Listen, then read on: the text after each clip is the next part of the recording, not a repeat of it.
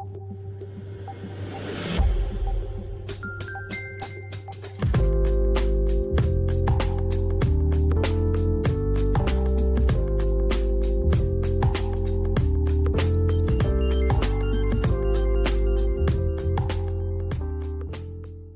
gentlemen, this is a story that several of you sent to me, and I want to thank all of you that sent it.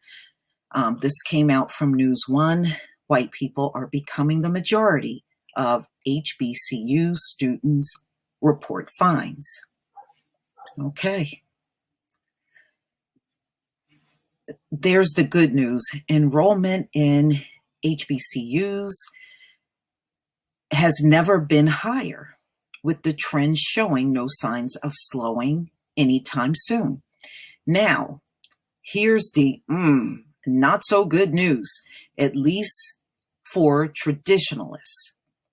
As the spike in student bolsters the bottom line for the school, which may not have been on the firmest of financial footings, it has also been threatening to change the typical racial makeup of HBCU students. In many cases, African American students have ceased being the majority at HBCUs, according to a new report from Diverse Issues in Higher Education published last week. At some, there are a small minority among a white majority. The report did not single out schools in particular that apparently fell under the category, but a closer look at recent statistics showed an increasing number of white people have been enrolling as undergraduates at HBCUs over the years. Additionally, the report says graduate professionals and online programs at HBCUs tend to draw non-Black students at higher rates. The percentage of white students at HBCUs stood at 17%, according to a report last year from Pew Research Center. The figure was up from 13% in 1980.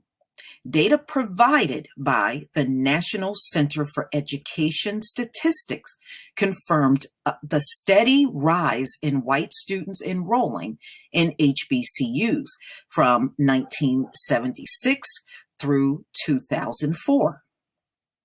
That could be the reason, at least in part, why HBCUs saw record growth in 2017.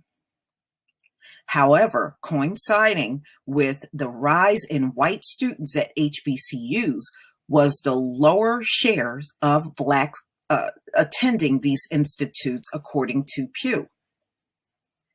As desegregation, rising incomes, increased access to financial aid resulted in more college options for Blacks, the shares of Black attending HBCUs began to shrink, Pew found. By fall 1980, 17% of Black students enrolled in degree-granting institutions were enrolled at an HBCU. By 2000, that share had declined to 13%, and it stood at 9% in 2015.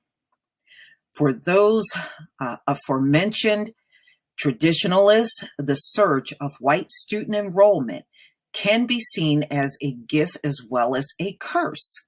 Metaphorically speaking, adding more students, either white or of any ethnic background, is important to fend of an apparent.